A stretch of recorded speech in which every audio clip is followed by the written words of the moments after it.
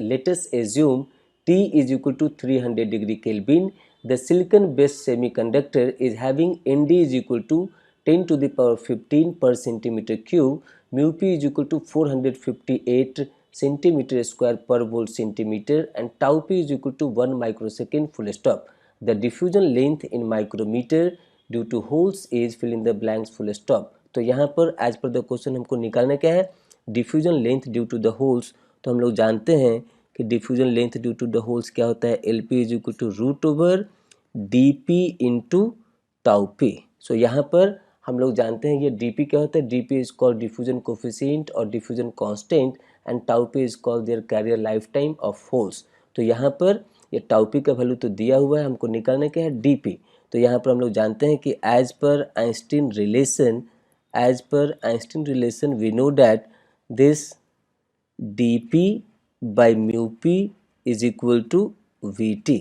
सो dp का value क्या हो जाएगा, this dp is equal to mu p into we t. हमको यहाँ पर vt निकालना है. तो जैसे कि हम लोग जानते हैं at t is equal to 300 degree kelvin, so that is called as a room temperature also.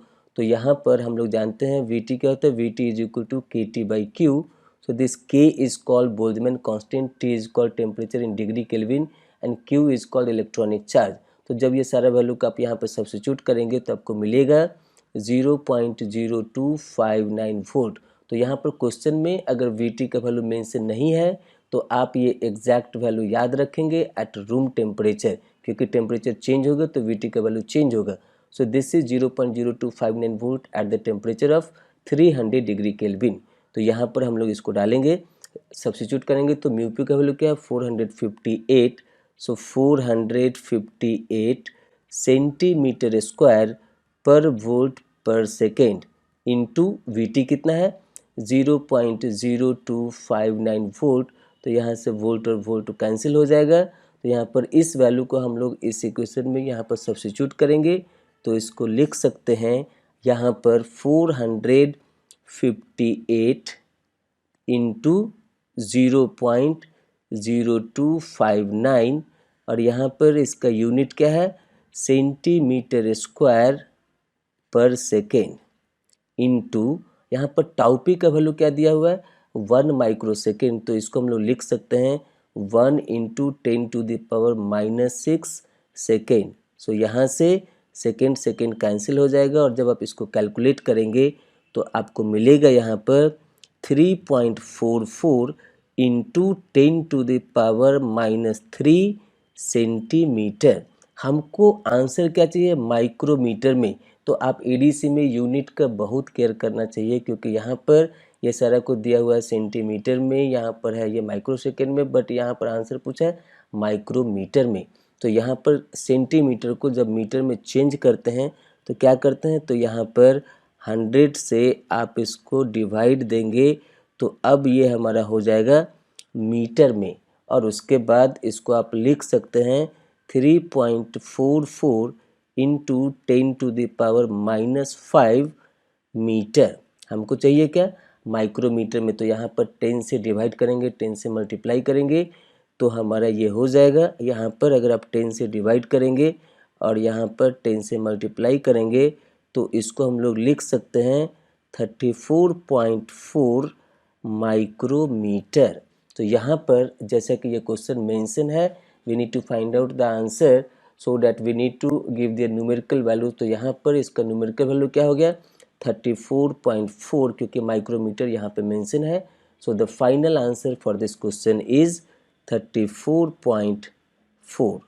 and by this way this is the end of the explanation for this question. So the question here is, in a semiconductor if EF is position at EC, the probability of occurrence of electrons in states at EC plus KT is fill in the blanks. So answer should be up to 3 decimal places full stop. So जैसे कि हम लोग जानते हैं as per the Fermi-Dirac function,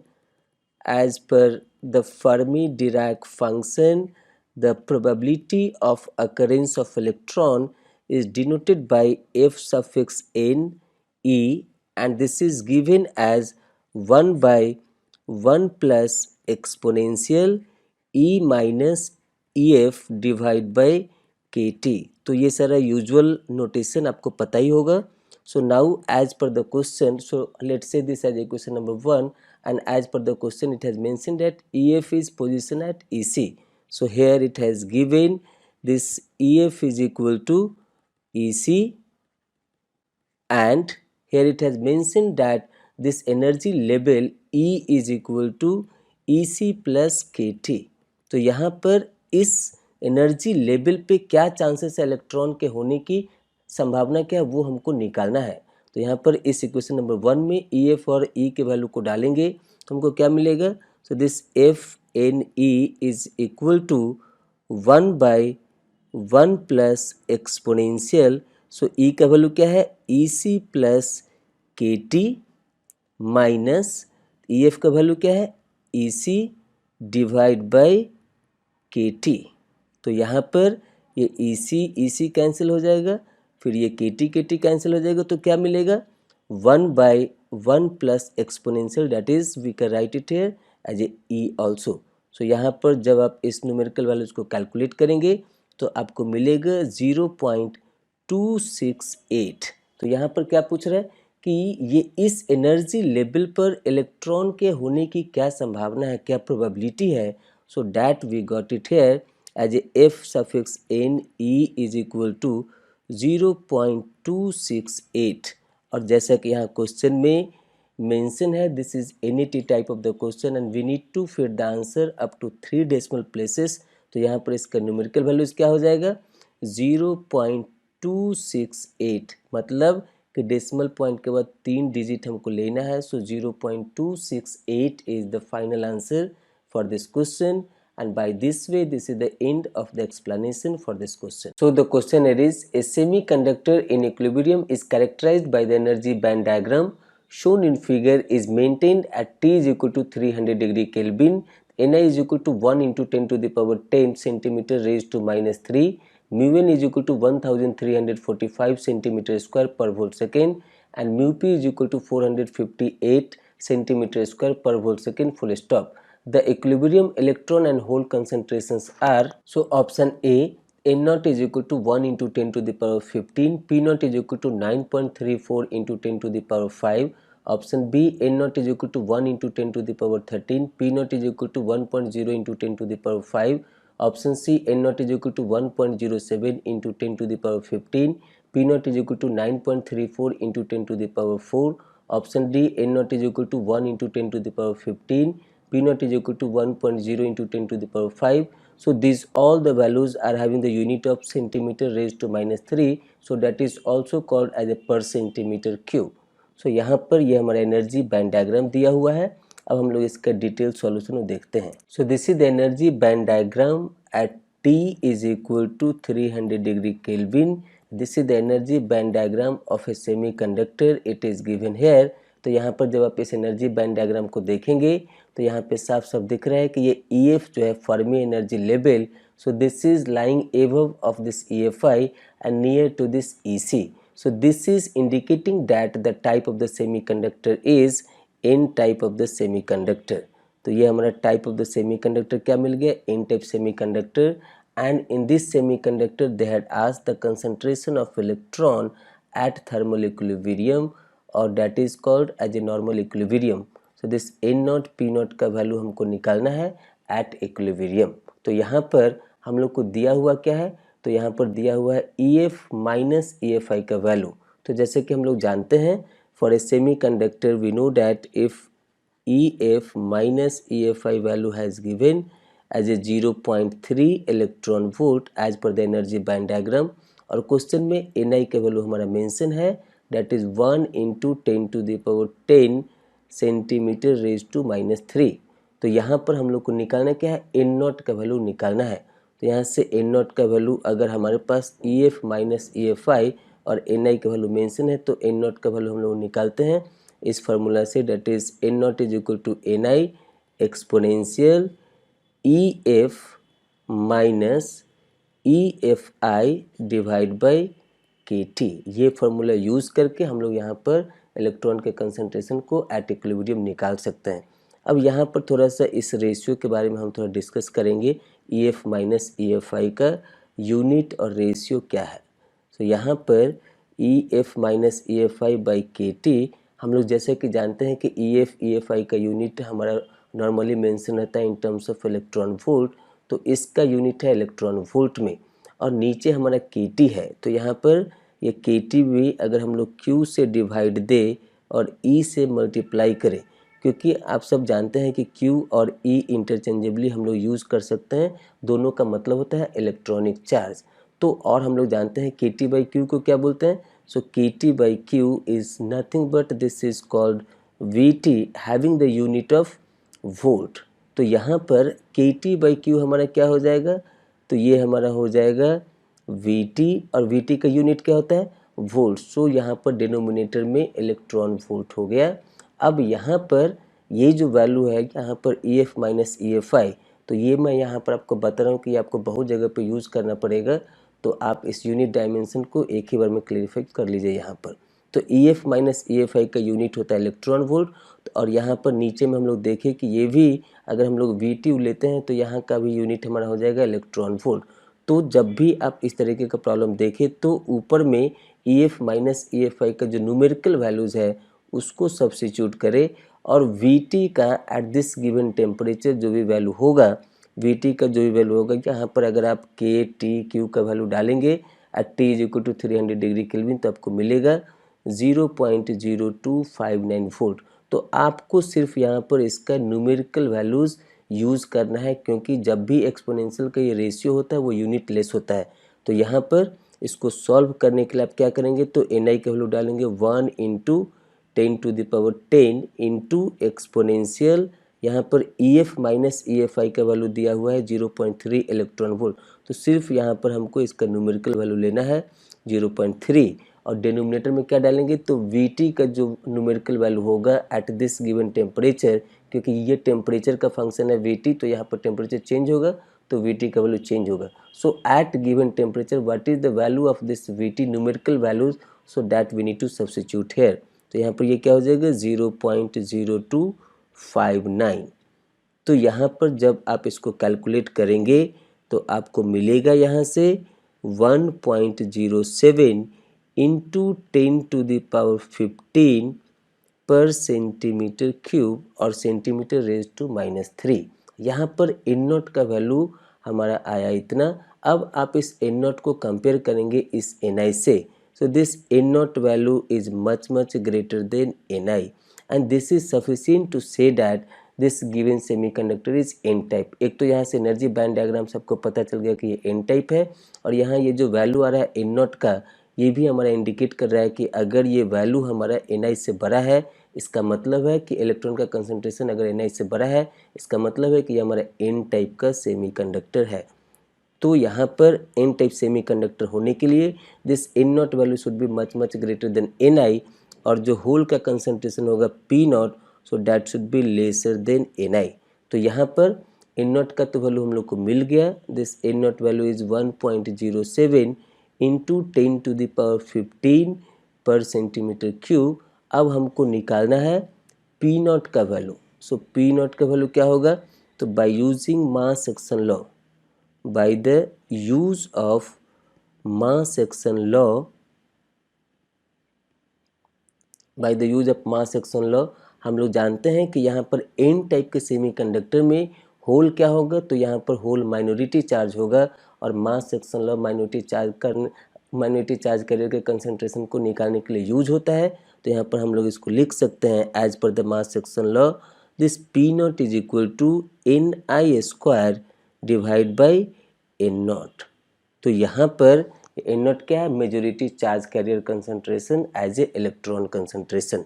तो यहाँ पर N आई की वैल्यू को डालेंगे 1 इंटू 10⁻10 इसका होल स्क्वायर डिवाइड बाई ये जो एन नॉट का वैल्यू मिला है, सो दिस इज 1.07 इंटू 10⁻15। जब आप इसको कैलकुलेट करेंगे तो आपको इसका वैल्यू मिलेगा 9.34 इंटू 10⁻4 सेंटीमीटर रेज टू -3। तो एन नॉट का वैल्यू ये मिल गया, और पी नॉट का वैल्यू हम लोग को फाइनली मिल गया 9.34 इंटू 10⁻4 सेंटीमीटर रेज टू -3। तो यहाँ से हम लोग को ये दोनों वैल्यू मिल गया, एन नॉट का और पी नॉट का। अब हम लोग क्वेश्चन पार्ट में इस वैल्यू को मैच करते हैं।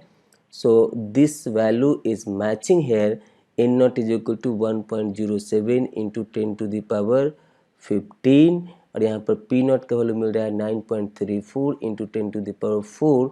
सो जैसा कि ये क्वेश्चन मेंशन है, this is MCQ type of the question, so only one answer will be right.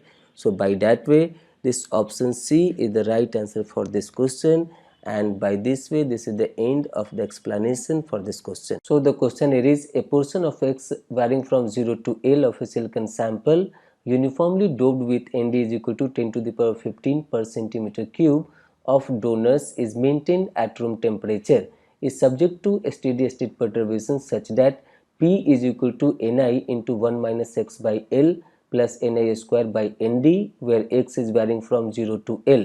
Assume electric field E is equal to 0 in the region of X 0 to L. dP is equal to 20 centimeter square per second. Electronic charge Q is equal to 1.6 into 10 to the power minus 19 coulomb, and Ni is equal to 1 into 10 to the power 10 centimeter raised to -3 full stop. The current density due to holes at X is equal to L by 2 is fill in the blanks into 10 raised to -4 ampere per centimeter square full stop. So this is the silicon sample given here. Now we will see their detailed solution. तो ये हमारा यहाँ पर semiconductor का sample दिया हुआ है। तो जैसा कि यहाँ पर मेंशन है, this n is approximately equal to Nd। इससे इंडिकेट होता है कि हमारा n टाइप का सेमीकंडक्टर है, और n टाइप के सेमीकंडक्टर में जैसा कि हम लोग जानते हैं कि होल क्या होता है, माइनॉरिटी चार्ज कैरियर होता है। So due to the hole there are two current components, so that is called Jp drift here and Jp diffusion. So this Jp is called the current density due to the holes, and it is having two components. One is called drift current density, another one is called the diffusion current density. तो जैसा कि यहाँ पर question में mention है, this electric field is zero, और हम लोग जानते हैं कि drift current density due to hole is given as sigma into E, और यहाँ पर सिग्मा क्या कंडक्टिविटी है, ई है इलेक्ट्रिक फील्ड। तो इलेक्ट्रिक फील्ड अगर हमारा जीरो है तो ड्रिफ्ट करंट डेंसिटी क्या हो जाएगा, जीरो हो जाएगा। इसका मतलब कि ये कंपोनेंट हमारा जीरो हो जाएगा। तो अब जो हमको करंट डेंसिटी मिलेगा due to hole, that will be only due to this diffusion current density due to the holes. So as we know that this Jp is equal to Jp diffusion is equal to minus Q dP into dP by dx, where this dP is called diffusion coefficient or diffusion constant, whose values is mentioned here as a dP is equal to 20 centimeter square per second. तो main काम हमको क्या है, ये Q हमारा electronic charge है, ये भी हमारा दिया हुआ है। सो मेन काम हमारा क्या है, dP by dx निकालना। तो यहाँ पर dP by dx हमको निकालना है। तो जैसे कि यहाँ पर ये इक्वेशन दिया हुआ है, so as per this equation we know that in n-type semiconductor hole is called minority charge carrier and their variation with the distance it has mentioned in this equation.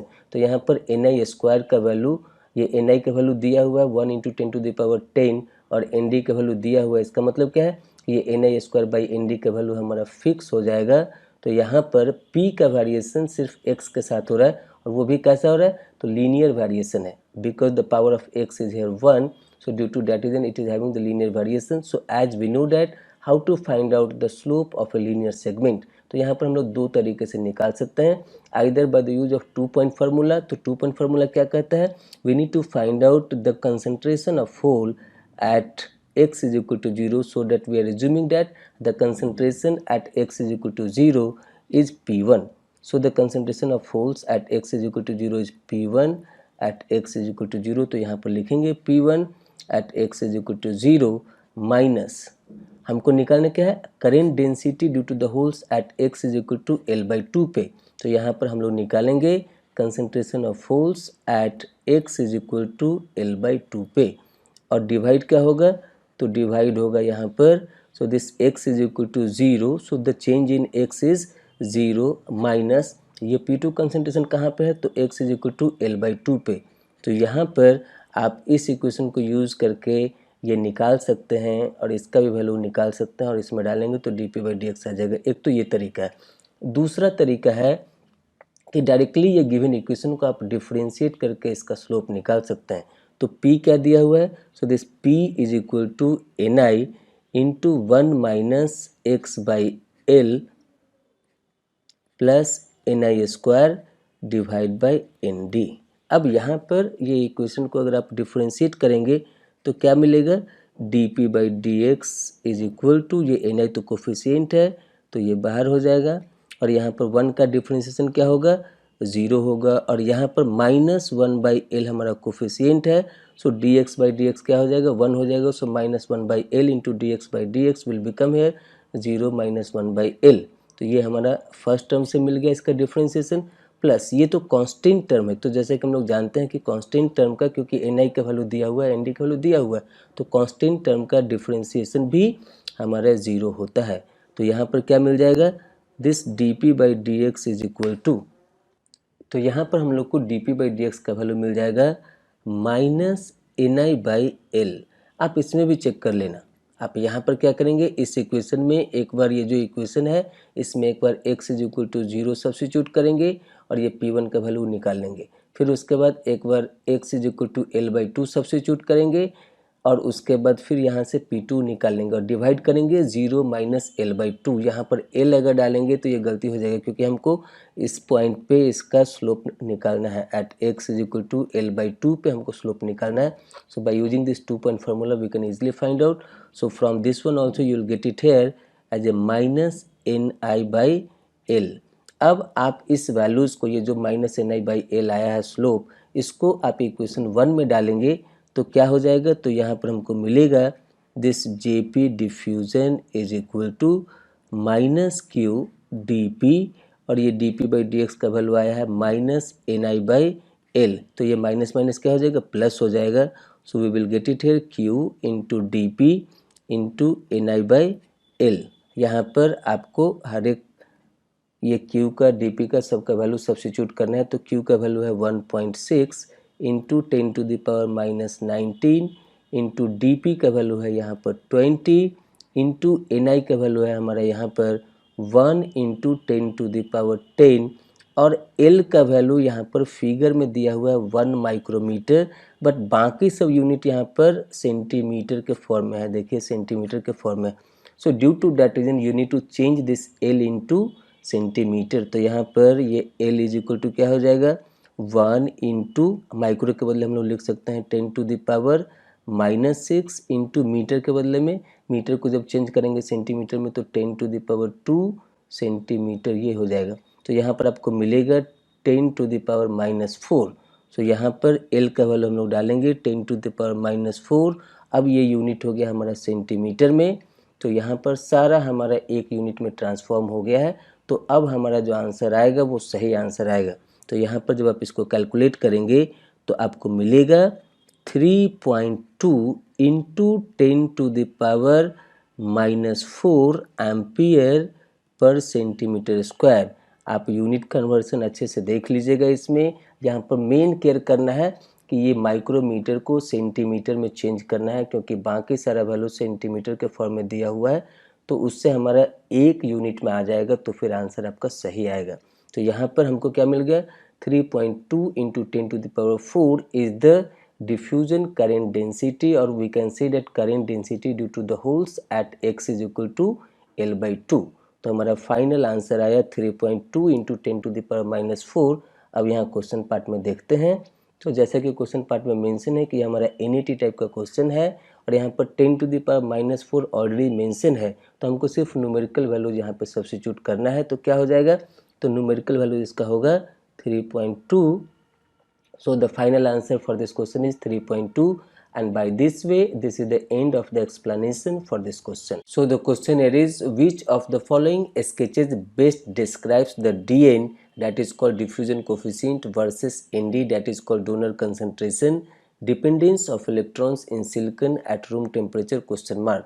So यहाँ पर चारों option में हमको क्या दिया है, so चारों option में ग्राफ दिया है DN वर्सेस ND का, और इस क्वेश्चन में हमको निकालना क्या है, variation of this diffusion coefficient with respect to their doping concentration. तो यहाँ पर ये डोनर कंसंट्रेशन है, तो ये डोनर कंसंट्रेशन का मतलब क्या होता है, जब डोनर टाइप का इम्प्योरिटीज होता है तो स्वयं ये इंडिकेट करता है कि this is N type of the semiconductor.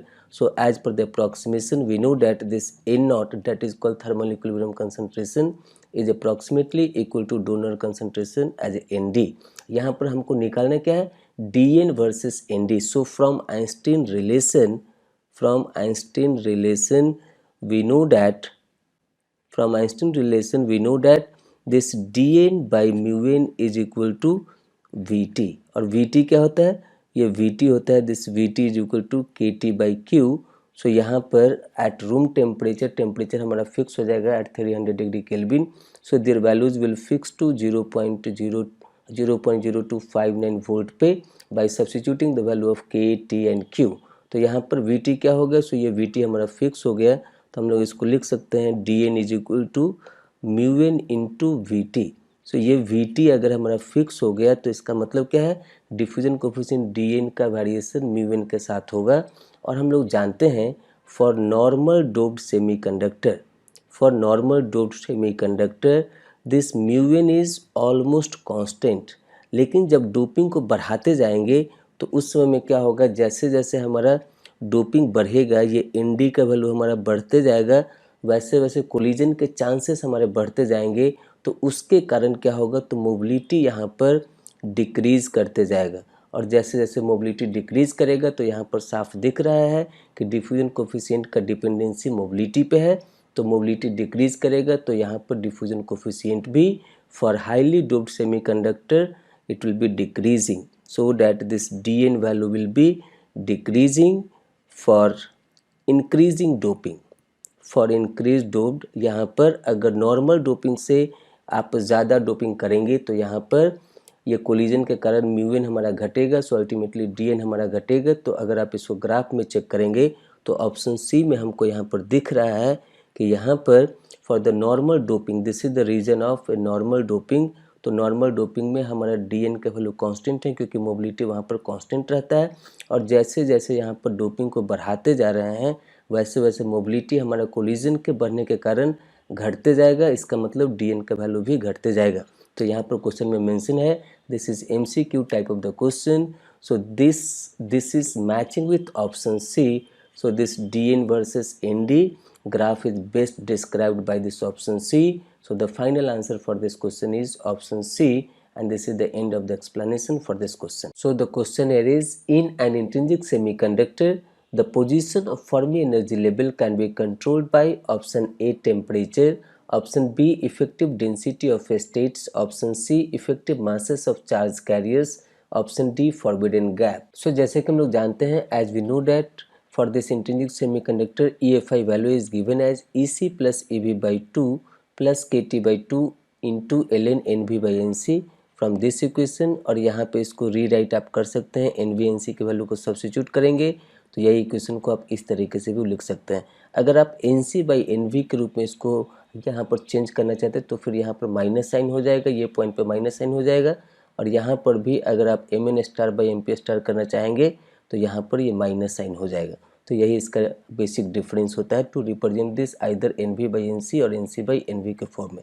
तो यहाँ पर इस इक्वेशन को अगर आप क्लियरली ऑब्जर्व करेंगे तो साफ साफ आपको दिख रहा है कि this EFI is depending upon this KT by 2. It means it is the function of temperature hair.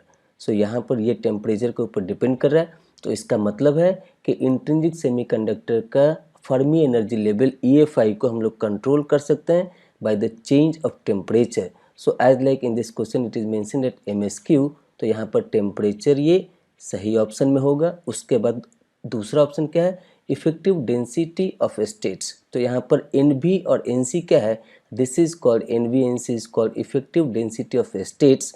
तो इसके वैल्यू को भी चेंज करेंगे तो EFI का वैल्यू हमारा चेंज होगा. So due to that this option B is also right answer. उसके बाद क्या है, ऑप्शन C में effective masses of charge carrier. तो यहाँ पर MP स्टार MN स्टार क्या है, this is the effective mass of hole and this is the effective mass of electron.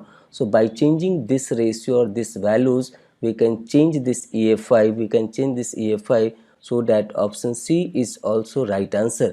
और जैसे कि हम लोग यहाँ पर energy band diagram of this intrinsic semiconductor से जानते हैं कि Eg is equal to EC minus EV. तो यहाँ पर आप इस इक्वेशन को Eg के फॉर्म में भी रिप्रेजेंट कर सकते हैं. तो यहाँ पर ये फॉरबिडन गैप पे भी डिपेंड करता है. So that option D is also right answer for this question. कई बार लोग यहाँ पर मिसकॉन्सेप्ट करते हैं कि for this intrinsic semiconductor EFI always lies at the centre of this band gap. It means at the middle of this band gap. That is not always correct. it will depends upon the situation. So this position can be controlled slightly by the changing of this value as a temperature, NV by NC ratio, MP star by MN star ratio. So this is giving a precise information for this kind of concept. तो जैसा कि यहाँ पर ये दिया हुआ है कि this is the MSQ type of the question. So now we came to conclusion that option A, B, C, D, this A, B, C, D, these all four are the correct options for this question, and by this way this is the end of the explanation for this question. So the questionnaire is, in a non-degenerate germanium sample maintained under equilibrium conditions near room temperature, it is known that Ni is equal to 1 into 10 to the power 13 per centimeter cube and N is equal to 2p full stop.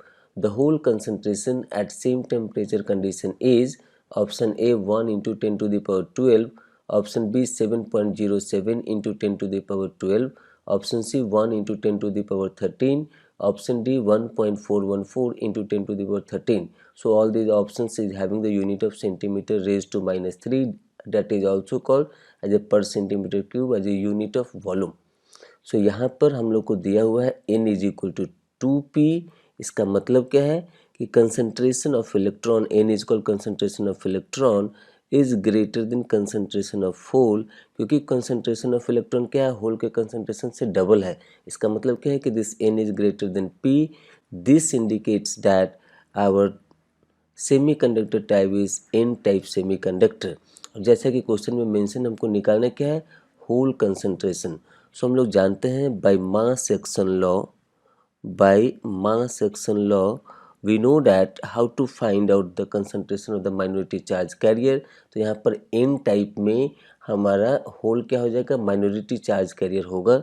तो इसके value को हम लोग निकाल सकते हैं. As per the mass action law the concentration minority charge carrier as a hole is equal to Ni square divide by majority charge carrier as electron n.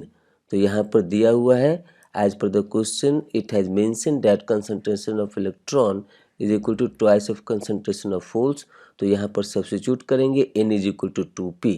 So this is giving here Ni square divide by 2p.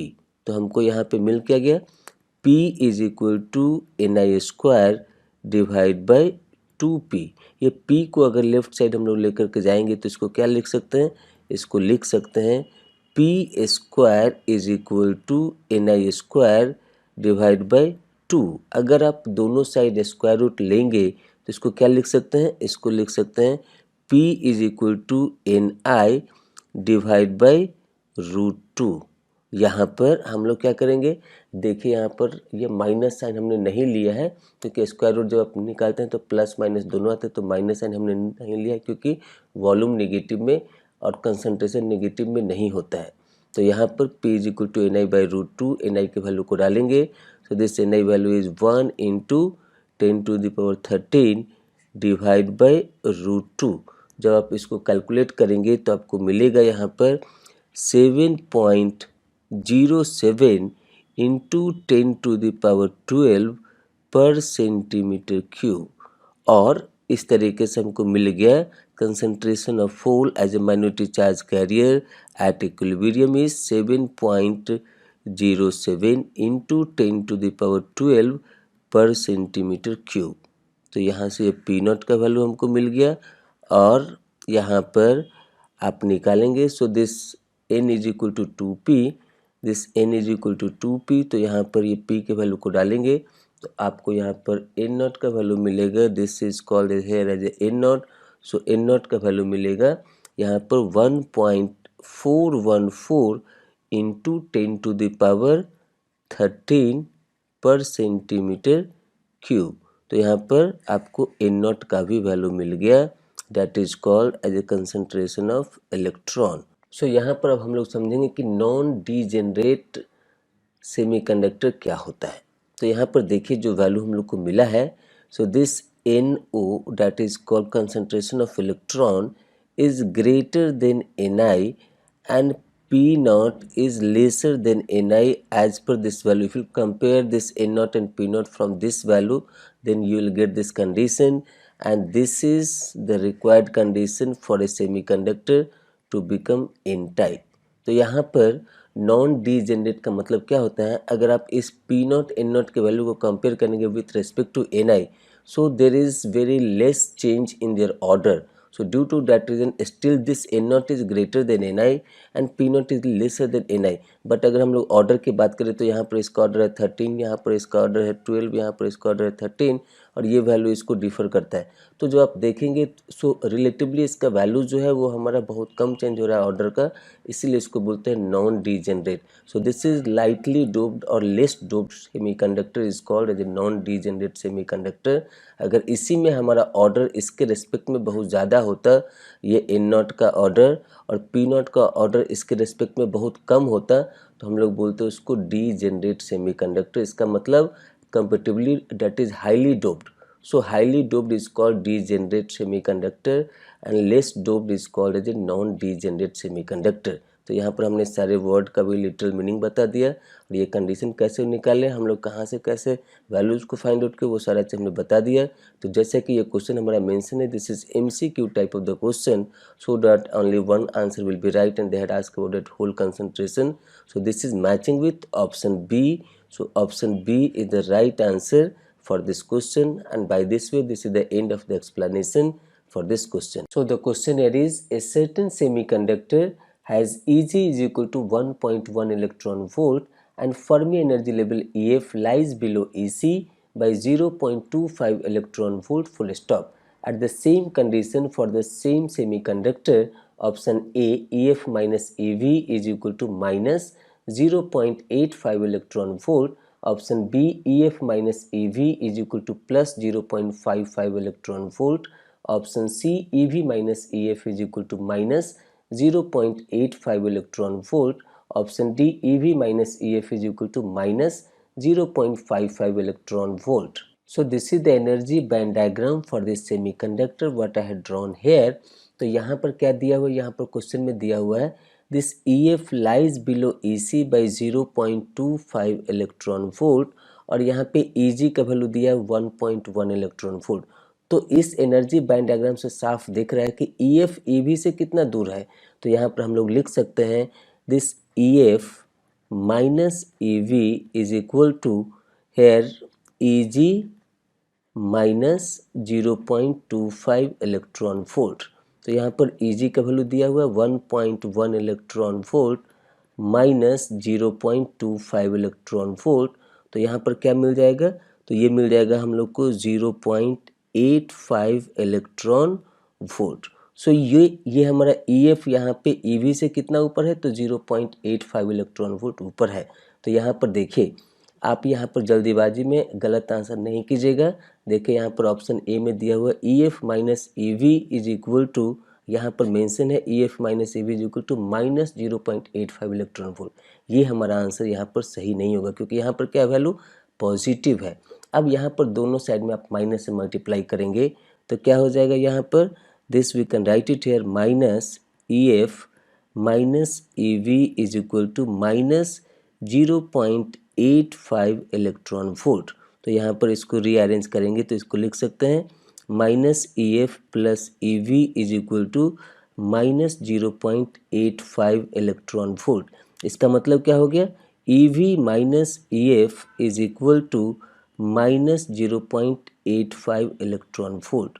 ये हमारा यहाँ पर दिख रहा है, this value is matching to option C. यहाँ पर EV minus EF is equal to minus 0.85 electron volt. तो ये अगर एनर्जी बैंड डायग्राम अगर आपको पता है तब तो यहाँ पे ये देख करके आसानी से निकाल सकते हैं। अगर ये नहीं पता है तो दूसरा अल्टरनेटिव मेथड क्या है, तो अल्टरनेट मेथड हमारा होता है, यहाँ पर हम सबको पता है कि ये EG क्या होता है, this EG is equal to EC minus EV। तो यहाँ पर क्या करेंगे, हम लोग को EC माइनस EF का वैल्यू दिया हुआ है तो यहाँ पर क्या करेंगे EC माइनस एक बार करेंगे EF और यहाँ पर ये माइनस EV है, एक बार प्लस EF करेंगे तो ये EF का हमारा जो इफेक्ट है वो हमारा नलीफाई हो जाएगा। तो यहाँ पर देखिए EC माइनस EF का वैल्यू हमारा दिया हुआ है क्वेश्चन में, दैट इज 0.25 इलेक्ट्रॉन वोल्ट। ये दिया हुआ है 0.25 इलेक्ट्रॉन वोल्ट और EG का वैल्यू दिया हुआ है 1.1 इलेक्ट्रॉन वोल्ट। और यहाँ से ये दोनों टर्म में माइनस कॉमन लेंगे तो ये क्या हो जाएगा, ये हमारा हो जाएगा EV माइनस EF। तो यहाँ पर आप चाहे तो इसको लेफ्ट साइड में ले जाएंगे तो क्या हो जाएगा, this we can write it here, EV minus EF is equal to 0.25 minus 1.1 electron volt. तो इससे भी हमको मिलेगा यहाँ पर माइनस 0.85 इलेक्ट्रॉन वोल्ट। तो या तो आप इस फार्मूला से निकाल सकते हैं या फिर आप इस ये डायग्राम से निकाल सकते हैं। तो आपको जो सूटेबल लगे उस मेथड से आप इसको निकालिए। दोनों तरीके से हमारा आंसर आया EV माइनस EF का वैल्यू माइनस 0.85 इलेक्ट्रॉन वोल्ट। तो जैसा कि यहाँ पर क्वेश्चन मेंशन है, this is MCQ type of the question, so only one answer will be right, so that final answer is matching with option C. So option C is the right answer for this question, and by this way this is the end of the explanation for this question. So the question here is, a silicon sample is doped with 10 to the power 17 boron atoms per centimeter cube having intrinsic carrier concentration of 1.5 into 10 to the power 10 centimeter raised to minus 3 and hole mobility mu p is equal to 250 centimeter square per volt second and electron mobility mu n is equal to 500 centimeter square per volt second at room temperature full stop. The resistivity in ohm centimeter at T is equal to 300 degree Kelvin is, fill in the blanks and answer should be up to 2 decimal places full stop. तो जैसा कि यहाँ question में mention है, it is the boron atoms. So boron हमारा क्या होता है, ट्राई वैलेंट एटम्स होता है। सो यहाँ पर क्या होगा, इसका मतलब है कि ये हमारा पी टाइप का सेमीकंडक्टर होगा। तो पी टाइप के सेमीकंडक्टर हम लोग जानते हैं, as per the approximation the concentration of hole is approximately equal to concentration of accepted doped atoms as a boron atoms here. So this P is approximately equal to Na and their value is given 10 to the power 17 boron atoms पर centimetre cube. So इसको यहाँ पर इस तरीके से भी लिख सकते हैं। हमको निकालना क्या है, रेसिस्टिविटी। तो रेसिस्टिविटी क्या होता है, तो रेसिस्टिविटी होता है rho is equal to this, resistivity is equal to 1 by conductivity. तो यहाँ पर हमको पहले कंडक्टिविटी निकालना है। तो यहाँ पर कंडक्टिविटी क्या होता है, so for P type of the semiconductor their conductivity is given here as a Na into Q into mu suffix P। तो Na का वैल्यू दिया हुआ है 10 to the power 17 पर सेंटीमीटर क्यूब। इलेक्ट्रॉनिक चार्ज हम लोग जानते हैं, ये हमेशा याद रखिएगा। Q का वैल्यू होता है 1.6 into 10 to the power minus 19 coulomb.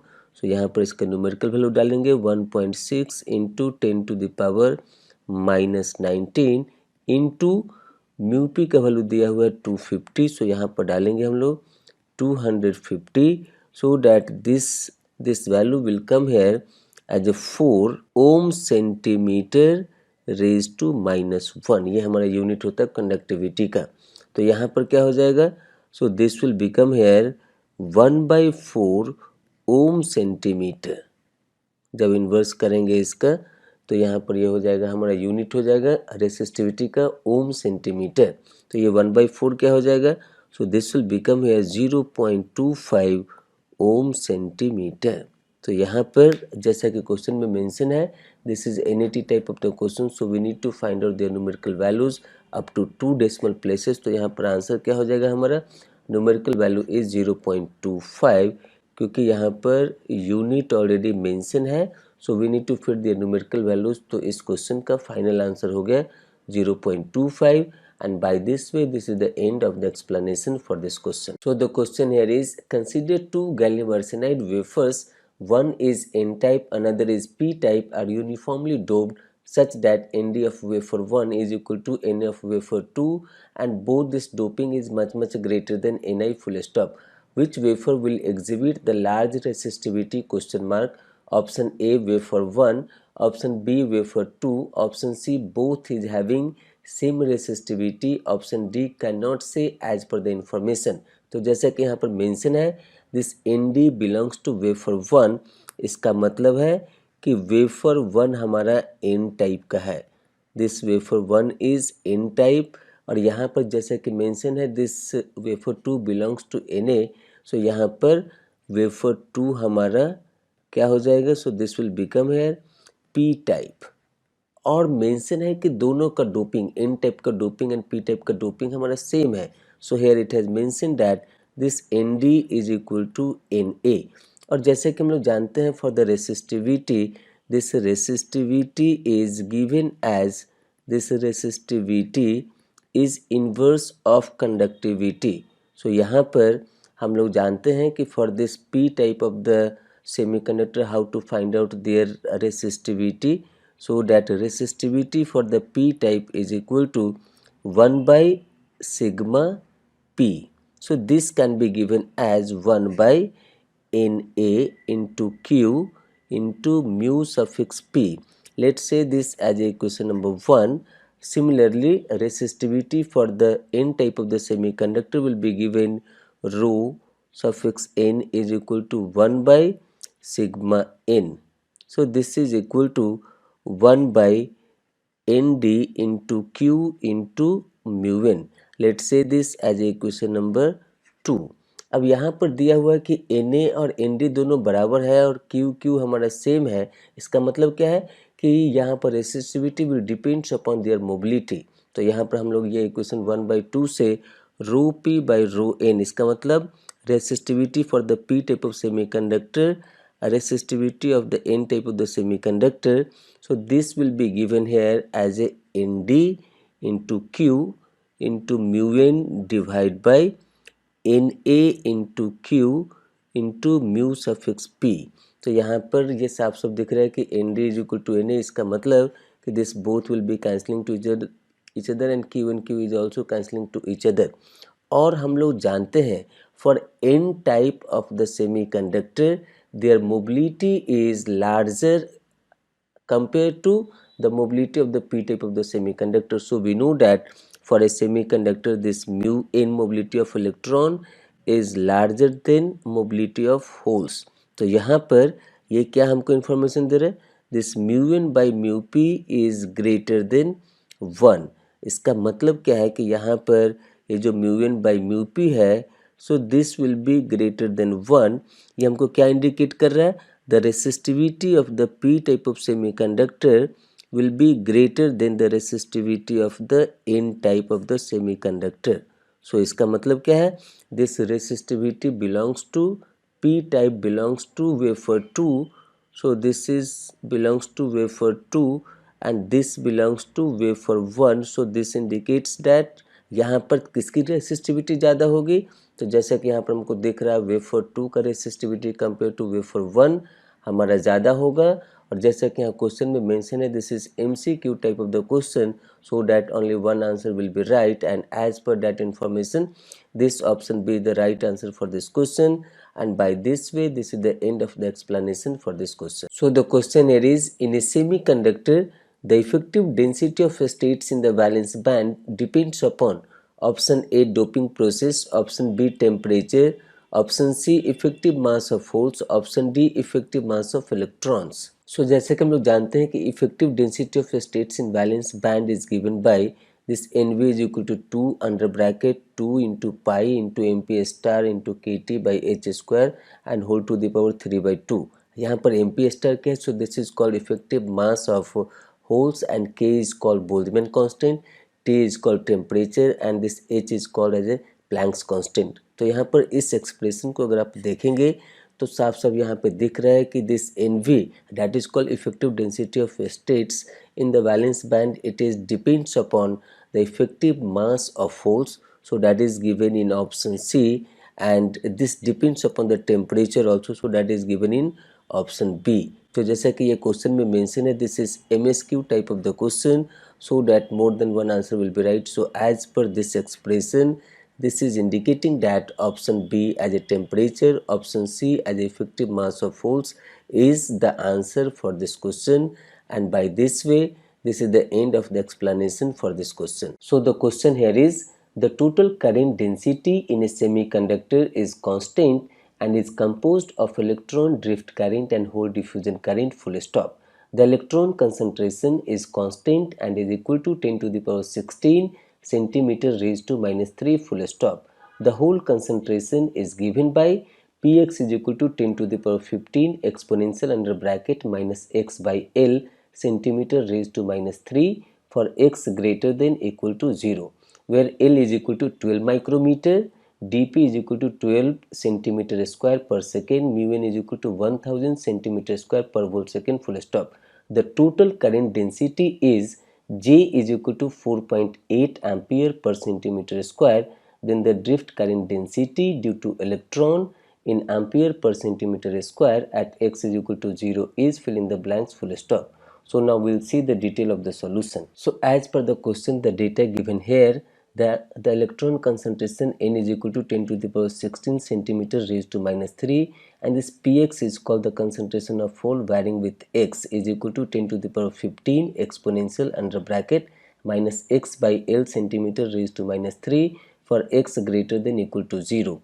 This L is equal to 12 micrometer, dp is equal to 12 centimeter square per second, mu n is equal to 1000 centimeter square per volt second, full stop. The total current density is given here as 4.8 ampere per centimeter square, and we need to find out the drift current density due to the electron at x is equal to 0. तो जैसे कि हम लोग जानते हैं that drift current density due to the electron, we know that this Jn drift is equal to sigma into E, and here we can write this nq mu n into E, so that is called their conductivity into electric field. तो यहाँ पर electron का concentration आपको mention है question में, Q हम लोग जानते हैं 1.6 into 10 to the power minus 19 coulomb, और म्यू एन का वैल्यू यहाँ पर दिया हुआ है, लेकिन इलेक्ट्रिक फील्ड यहाँ पे कहीं पे भी मेंशन नहीं है, या फिर इलेक्ट्रिक फील्ड को निकालने के लिए हमको वोल्ट चाहिए, तो यहाँ पे वोल्टेज भी मेंशन नहीं है. So due to that reason by using this formula we are not able to find out this drift current density due to the electron. लेकिन इसका दूसरा उपाय है. तो यहाँ पर क्वेश्चन में मेंशन है total current density is constant and that is equal to 4.8 ampere per centimeter square, and as per the question it has mentioned that this total current density is having two components. One is called drift current density due to the electron and another one is called diffusion current density due to the hole. तो यहाँ पर हम लोग जे इन drift directly इस formula से नहीं हम लोग निकाल पाएंगे, तो क्या करेंगे, अगर हम लोग जे पी डिफ्यूजन अगर फाइंड आउट कर लिए और यहाँ जे में से माइनस कर लिए तो हम लोग को जे इन ड्रिफ्ट मिल जाएगा. तो यहाँ पर हम लोग जानते हैं कि जे पी डिफ्यूजन का फार्मूला क्या होता है. So this is minus Q D P into D P by D X which is mention here as a question number 1. तो यहाँ पर क्यू का वैल्यू हम लोग जानते हैं 1.6 into 10 to the power minus 19 coulomb, और dp का वैल्यू यहाँ पर मेंशन है, तो हमको निकालना क्या है, dp by dx. So we can find out this dp by dx by differentiating this equation here. तो यहाँ पर जब इसको डिफ्रेंशिएट करेंगे तो क्या मिलेगा, differentiation of px with respect to x is equal to 10 to the power 15, और एक्सपोनेंशियल का जब डिफ्रेंशिएशन करेंगे तो इसका कोफिशिएंट क्या आएगा, -1/l, और एक्सपोनेंशियल का हमारा डिफ्रेंशिएशन एक्सपोनेंशियल ही होता है, so -x/l. So let's say this as a equation number 2. अब यहाँ से dpx/dx का वैल्यू आप इसमें सब्स्टिट्यूट करिए, ये इसको p को हम लोग px भी लिख सकते हैं यहाँ पर. सो यहाँ पर जब इसको सब्स्टिट्यूट करेंगे तो क्या हो जाएगा, so this will become here -q dp into, यहाँ पर इस वैल्यू को डालेंगे, ये जो हमारा यहाँ से आया है, so this we can write it here 10 to the power 15 into -1/l exponential -x/l. तो यहाँ पर जब आप इसको मैनिपुलेट करेंगे तो क्या मिलेगा, माइनस माइनस कैंसिल हो जाएगा, ये माइनस और ये माइनस कैंसिल हो जाएगा, so this will become here plus. So we can write it here q into D P into 10 to the power 15 into exponential -x/l and whole divide by this l. तो यहाँ पर ये हमारा l है. अब यहाँ पर पूछा क्या है, drift current density at x is equal to 0. तो जैसे कि यहाँ पर क्वेश्चन में मेंशन है कि this j is constant everywhere irrespective of the distance. इसका मतलब क्या है कि जेपी डिफ्यूजन अगर हम लोग को x इज इक्वल टू 0 पे मिल गया तो वहाँ पर हम लोग इस j में से माइनस कर लेंगे तो जे एन ड्रिफ्ट हमको मिल जाएगा at x is equal to 0, क्योंकि x इज इक्वल टू 0 पे भी जे इन ड्रिफ्ट प्लस जेपी डिफ्यूजन का वैल्यू कांस्टेंट होगा जो 4.8 के बराबर होगा। तो यहाँ पर जेपी डिफ्यूजन का वैल्यू हमको निकालना है at which point x is equal to 0 पे। तो जब इसमें एक्सपोनेंशियल टर्म में आप x इज इक्वल टू 0 डालेंगे तो ये हमारा क्या हो जाएगा, ये 1 हो जाएगा। तो यहाँ पर वैल्यू को सब्स्टिट्यूट कीजिए, q इज 1.6 इंटू 10⁻⁻19 कूलम और dp का वैल्यू यहाँ पर मेंशन है 12। सो यहाँ पर हम लोग इसको लिखेंगे 12 into 10⁻15 divide by, so denominator में यहाँ पर हम लोग को L का वैल्यू डालना है, क्योंकि यहाँ पर ये एक्सपोनेंशियल में x इज इक्वल टू 0 डालेंगे तो ये क्या हो जाएगा, यहाँ पर एक्सपोनेंशियल का टर्म हो जाएगा हमारा 1। और जैसे कि यहाँ पर L मेंशन है 12 माइक्रोमीटर, तो यहाँ पर L है हमारा 12 माइक्रोमीटर। तो यहाँ पर ये सारे यूनिट हमारा सेंटीमीटर के रूप में लिया गया है, तो L को भी हमको सेंटीमीटर में चेंज करना होगा।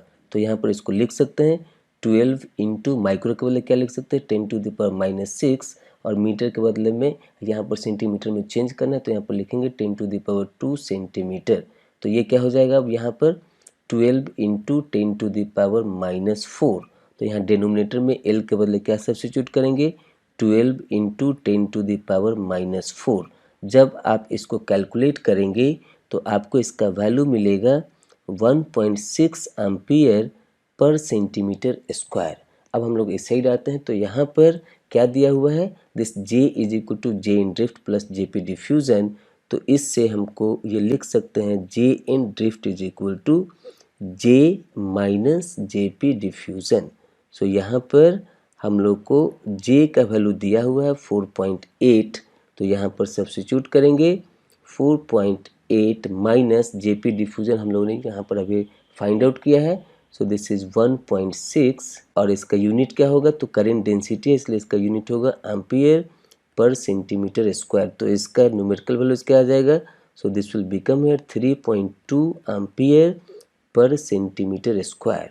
तो यहाँ पर हम लोग को मिल गया this is J in drift is equal to 3.2 ampere पर centimetre square at x is equal to 0 पे, क्योंकि यहाँ पर जो डिफ्यूजन हम लोग निकाले हैं वो हमारा x इज इक्वल टू 0 पे है और किसी भी पॉइंट पे चाहे x इज इक्वल टू 0 हो या कोई पॉइंट हो ये j का वैल्यू हमेशा कांस्टेंट होगा एज पर द क्वेश्चन। तो यहाँ पर x इज इक्वल टू 0 पे j में से जेपी डिफ्यूजन को माइनस कर लेंगे तो हम लोग को j इन ड्रिफ्ट यहाँ पर मिल गया। तो अब यहाँ क्वेश्चन पार्ट में देखते हैं। तो यहाँ पर क्वेश्चन पार्ट में ये मेंशन है this is the NAT type of the question, so we need to substitute only the numerical values. So here the numerical value is coming 3.2, क्योंकि यहाँ पर इसका यूनिट मेंशन है एम्पियर पर centimetre square.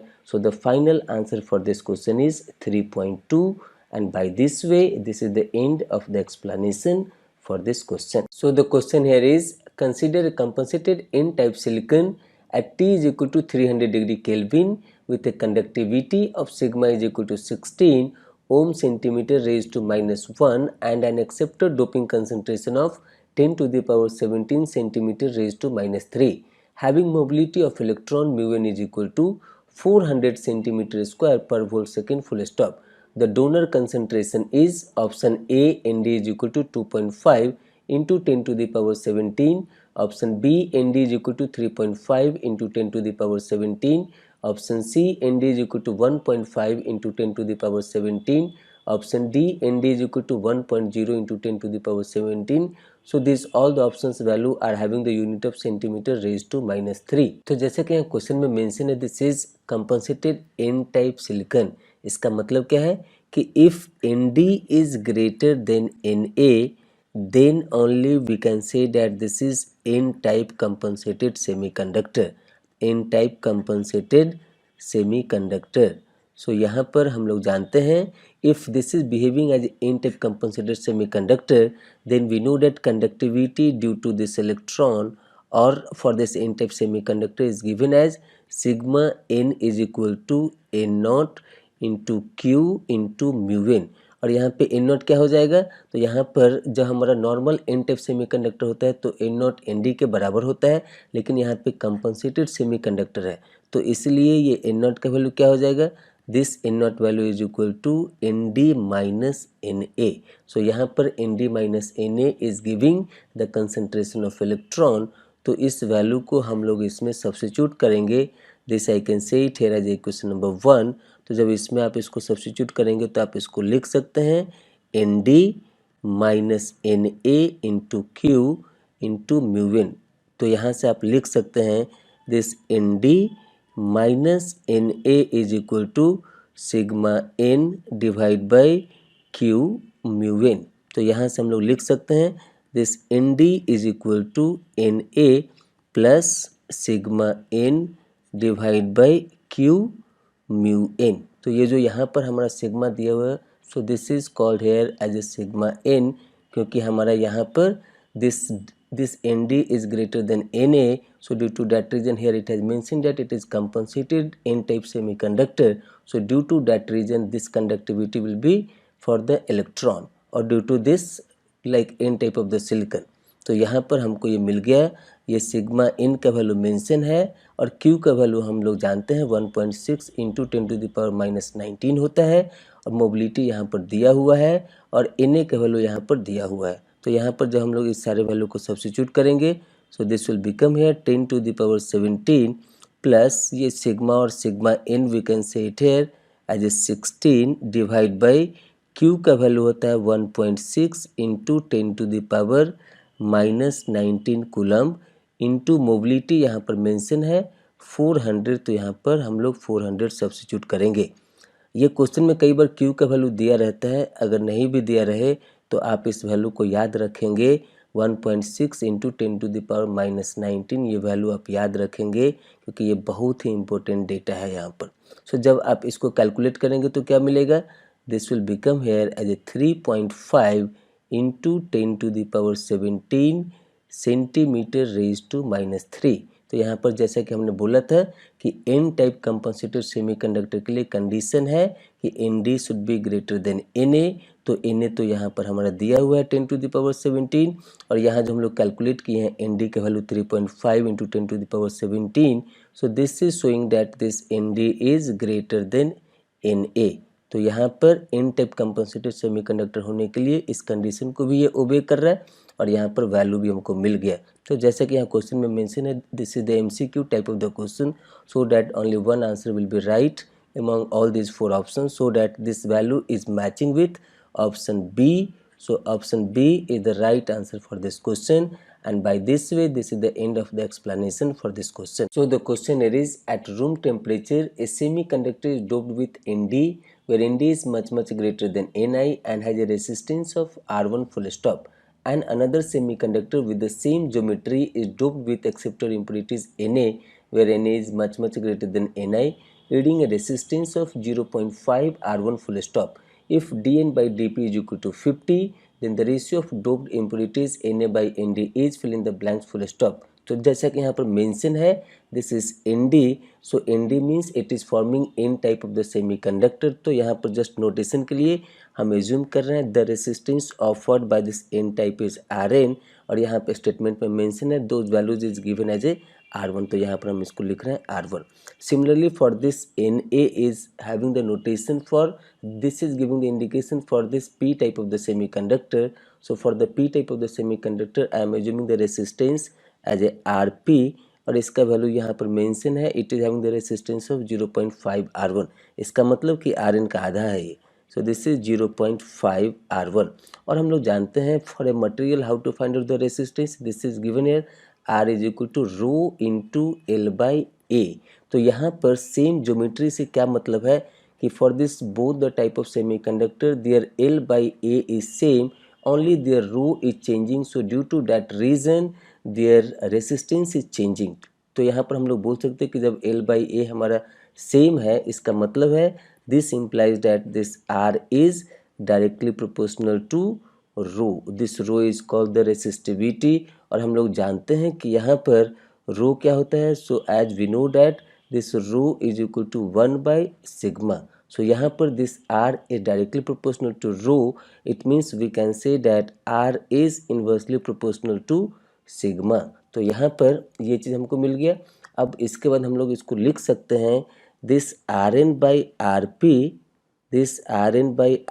we can write it here as a this is inversely proportional, so we can say that sigma p by sigma n. तो हम लोग जानते हैं कि सिग्मा पी क्या होता है. How to find out the conductivity? So conductivity we can easily write down here. Their conductivity will become Na into Q into mu P divided by Nd into Q into mu N. तो ये Q और Q हमारा cancel हो जाएगा और उसके बाद हमको mu P by mu N का रेशियो चाहिए. तो यहाँ पर आप देखेंगे क्वेश्चन में क्या मेंशन है. So this has mention here as a D N by D P is equal to 50. And as we know that from the Einstein relation, we know that as per the Einstein relation, we know that this dn by dp is equal to mu n by mu p. ये हम लोग जानते हैं. सो अगर dn by dp का ratio 50 है तो mu n by mu p का भी रेशियो क्या हो जाएगा? This will also become here 50. सो यहाँ पर अगर आप देखेंगे तो ये Rn का वैल्यू हमारा क्या है? R1 और ये Rp का वैल्यू क्या है? तो ये हमारा 0.5 R1 इज इक्वल टू यहाँ पर है N A into mu P divide by N D into mu N. तो यहाँ से ये R1 कैंसिल हो जाएगा और ये 1/0.5 है. So this will become here as a 2. So this 2 is equal to N A by N D into mu P by mu N. हमको निकालना क्या है? हमको निकालना है N A by N D का रेशियो. तो यहाँ से हम लोग लिख सकते हैं this N A by N D is equal to 2 into mu N by mu P. So यहाँ से हमको मिला है mu N by mu P कितना? 50. So we can substitute here this is 2 into 50. So this is becoming here as a 100. तो हमको क्या मिल गया? हमको मिल गया यहाँ पर this we can say that N A by N D, this N A by N D ratio we got it here as a 100. यहाँ पर हमको रेशियो मिल गया N A by N D is equal to 100. तो देखिए यहाँ पे कैसे कैसे करके को रिलेट हुआ है और इस तरीके का क्वेश्चंस गेट के एग्जाम में कई बार आते हैं. So this on this basis I can say that this is one of the good question for the GATE exam.